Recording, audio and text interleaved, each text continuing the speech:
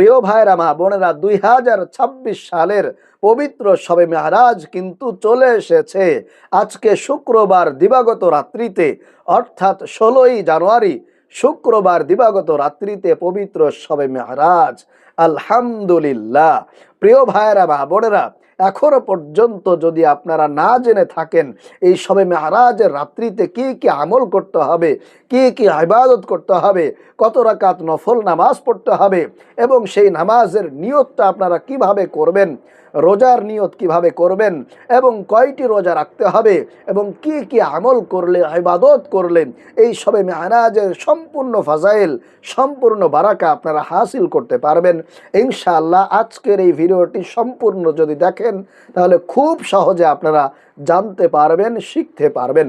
আমি আপনাদেরকে নামাজের নিয়তটা বলে দিব, রোজার নিয়তটা বলে দিব এবং কি কি আমল করলে, কি কি ইবাদত করলে এবং কোন নিয়মে কিভাবে মোনাজাত করলে আল্লাহ রাব্বুল আলামিন আপনার সেই মোনাজাত, আপনার সেই দোয়ার সাথে সাথে কবুল করে নেবেন, আপনার সকল অভাব অনটন দারিদ্রতা দূর করে দিবেন, বিপদ বালা মুসিবত থেকে আপনাকে উদ্ধার করবেন ইনশাআল্লাহ। আমি আপনাদেরকে অনুরোধ করে বলতে চাই, অবশ্যই আজকের এই ভিডিওটি স্কিপ না করে সম্পূর্ণ দেখতে থাকুন।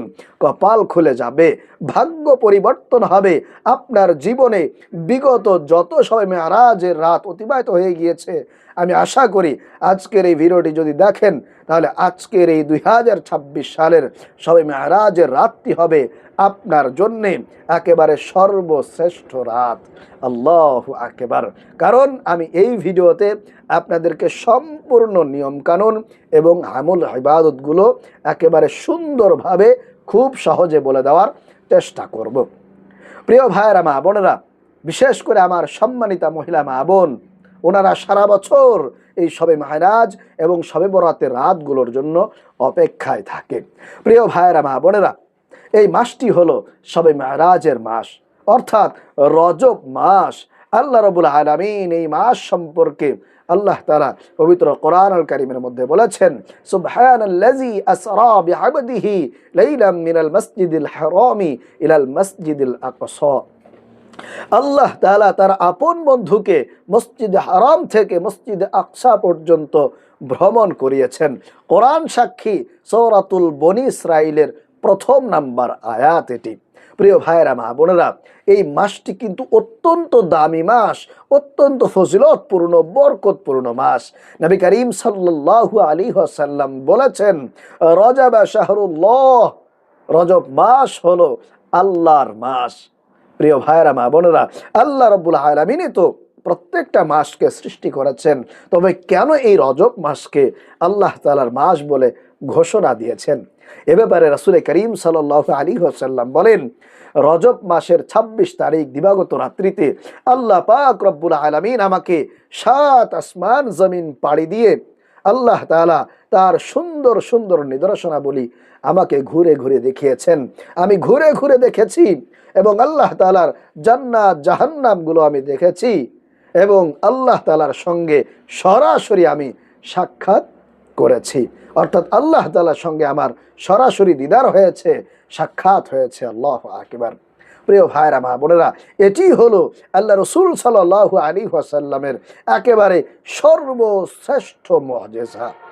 যতগুলো মুআজিজা আছে তার মধ্যে সর্বশ্রেষ্ঠ মুআজিজা হলো এই রাত্রিতে আল্লাহ তাআলার সঙ্গে আল্লাহ রাসূলের সরাসরি সাক্ষাৎ হয়েছে, সরাসরি দিদার হয়েছে।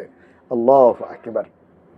প্রিয় ভাইরা মা বোনেরা, এই রাত্রিতেই আল্লাহ তাআলা আল্লাহ রাসূলকে 50 ওয়াক্ত নামাজ দিয়েছিলেন এবং সেই 50 ওয়াক্ত নামাজ থেকে আল্লাহ রাসূলের অনুরোধে, আল্লাহ রাসূলের আবদারে আল্লাহ তাআলা সে 50 ওয়াক্ত নামাজ থেকে 5 ওয়াক্ত নামাজ কিন্তু আমাদের উপরে ফরজ করে দিয়েছেন। এজন্য এই রাতটি অত্যন্ত দামি রাত, অত্যন্ত গুরুত্বপূর্ণ, ফজিলতপূর্ণ রাত। আপনারা এই রাতের আমল, এই রাতের ইবাদত কোনোভাবেই মিস করবেন না। যদি করতে পারেন অবশ্যই অনেক বেশি আপনারা উপকৃত হতে পারবেন, আপনার সকল অভাব অনটন দারিদ্রতা আল্লাহ রাব্বুল আলামিন কুদরতিভাবে দূর করে দিবেন। তাহলে আসুন আমি আপনাদেরকে আমলের নিয়ম বলে দেই এবং কিভাবে আপনারা নামাজ পড়বেন, কত রাকাত পড়বেন, কোন কোন সূরা দিয়ে পড়তে হবে এবং কিভাবে নিয়ত করবেন, রোজা কিভাবে রাখবেন, রোজার নিয়তটা কিভাবে করবেন, সম্পূর্ণ আমল ইবাদত নিয়মগুলো আমি এখনই আপনাদেরকে বলে দিচ্ছি। প্রিয় ভাইয়েরা মা বোনেরা, প্রথম নাম্বারে যে আমলটি করতে হবে, যে ইবাদত করতে হবে, সেটা হলো আপনাদেরকে প্রথমে একেবারে এশারের নামাজ পড়তে হবে। এশারের নামাজ পড়ার পরে আপনারা 2 রাকাত যে সুন্নত নামাজ আছে, এই সুন্নত নামাজ আপনাদেরকে আদায় করতে হবে। আদায় করার পরে আপনাদেরকে ধারাবাহিকভাবে 2 রাকাত করে সবে মেরাজের নিয়ত করে 2 রাকাত করে আপনাদেরকে নামাজ আদায় করতে হবে। এখন আসুন এই নিয়তটা আপনারা কিভাবে করবেন। আপনারা মনে মনে এটা বলে নিয়ত করবেন যে আমি কিবলামুখী হয়ে 2 রাকাত সবে মেরাজের নফল নামাজ আদায় করছি আল্লাহ তাআলাকে সন্তুষ্ট করার জন্যে। আল্লাহু আকবার, এটা মনে মনে থাকবে আপনার। আমি আবার আপনাদেরকে নিয়তটা বলে দিচ্ছি, আপনারা মনে মনে এটা বলে নিয়ত করবেন যে আমি কিবলামুখী হয়ে 2 রাকাত নফল নামাজ, সবে মেরাজের 2 রাকাত নফল নামাজ আল্লাহ তাআলাকে সন্তুষ্ট করার জন্য, খুশি করার জন্য আদায় করছি। আল্লাহু আকবার। তাহলেই আপনার নিয়ত হয়ে যাবে। শুধুমাত্র এটা আপনার মনে থাকলেই আপনার নিয়তটা কিন্তু হয়ে যাবে। এরপরে আপনি দাঁড়িয়ে গিয়ে সানা পড়বেন, সুবহানাকাল্লাহুম্মা ওয়া বিহামদিকা ওয়া তাবারাকা ইসমুকা ওয়া তাআলা জাদ্দুকা ওয়া লা ইলাহা গায়রুক, সানা পড়বেন। এরপরে আউযু বিল্লাহ বিসমিল্লাহ সহকারে আপনারা সূরাতুল ফাতিহা পড়বেন।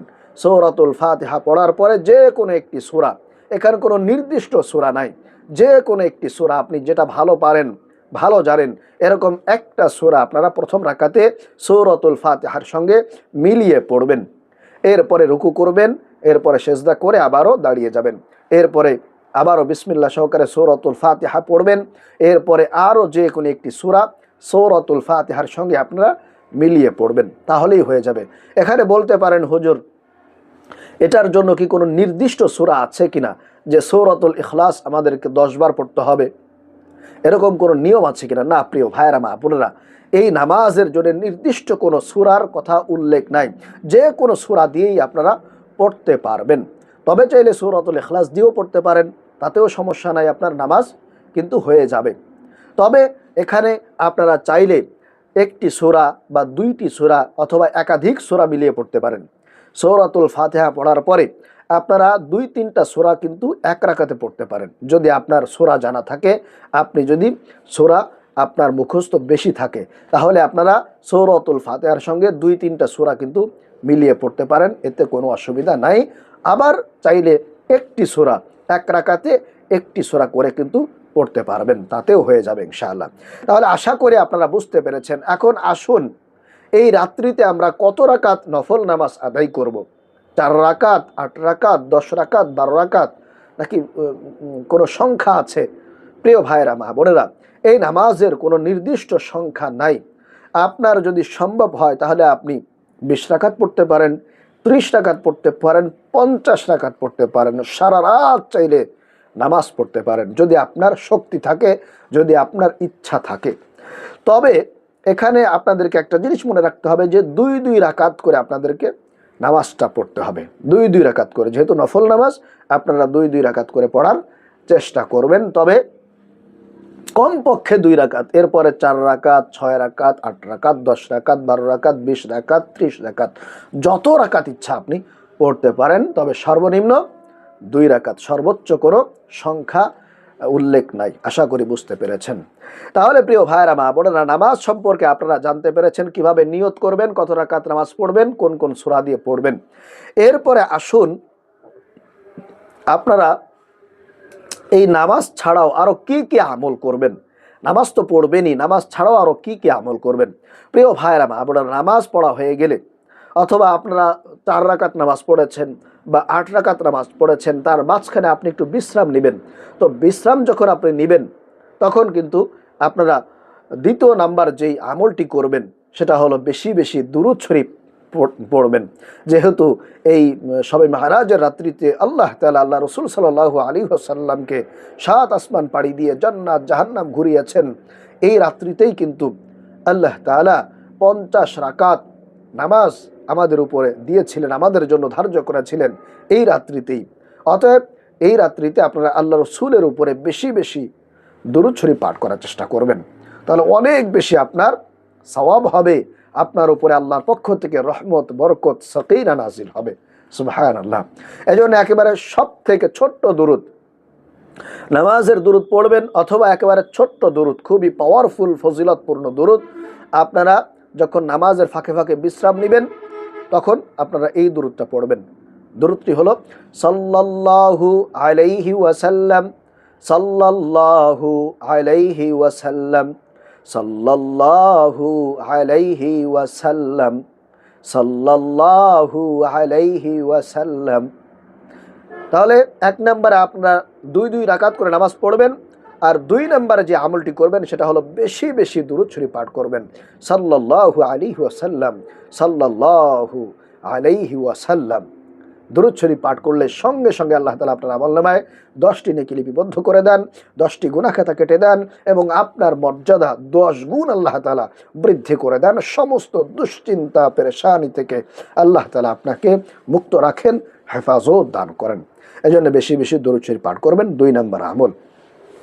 3 নম্বরে আপনারা ইস্তেগফার পাঠ করবেন, একেবারে বেশি বেশি নিজের জীবন যৌবনের গুনাহের জন্যে, অন্যায়ের জন্যে, পাপের জন্যে আল্লাহর কাছে ক্ষমা চাইবেন, মাফ চাইবেন, অনুতপ্ত হবেন। এজন্য বেশি বেশি ইস্তেগফার পাঠ করতে হবে। আপনারা যে কোনো ইস্তেগফার পাঠ করতে পারেন, তবে যারা যারা সাইয়্যিদুল ইস্তেগফার পারেন, এই সাইয়্যিদুল ইস্তেগফারটা আপনারা পড়ার চেষ্টা করবেন। আমি আপনাদেরকে বলে দিচ্ছি একটু।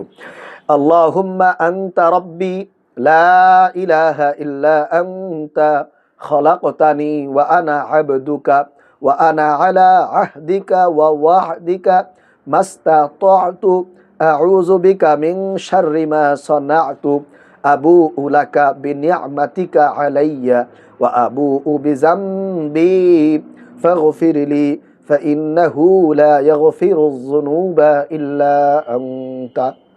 এটা হলো সাইয়্যিদুল ইস্তিগফার, একেবারে সর্বশ্রেষ্ঠ ইস্তিগফার।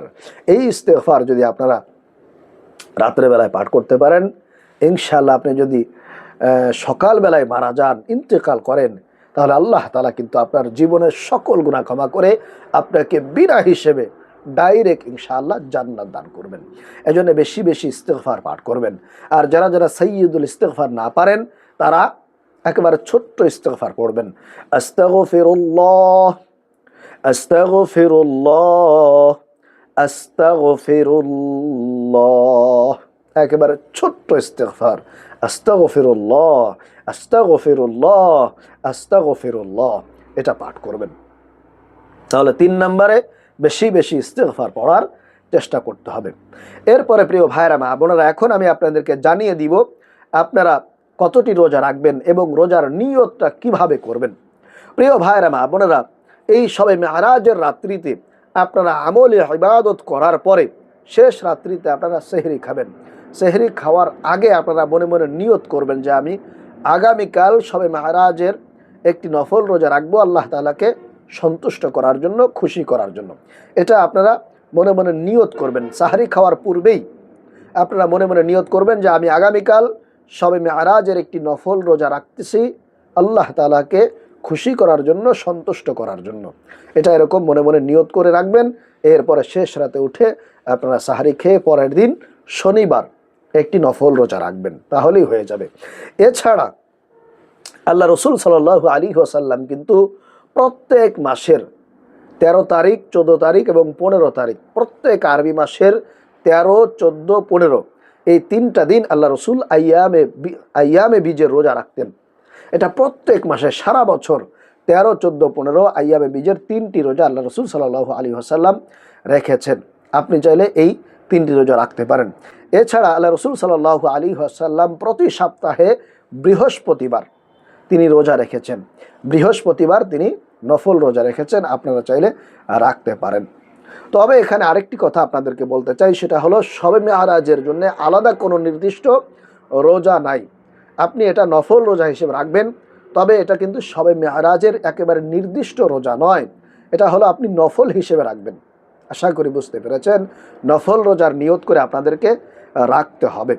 তাহলে প্রিয় ভাইরা মা বোনেরা, আগামীকাল শুক্রবার 16ই জানুয়ারি রোজ শুক্রবার দিবাগত রাত্রিতে শবে মেহরাজ।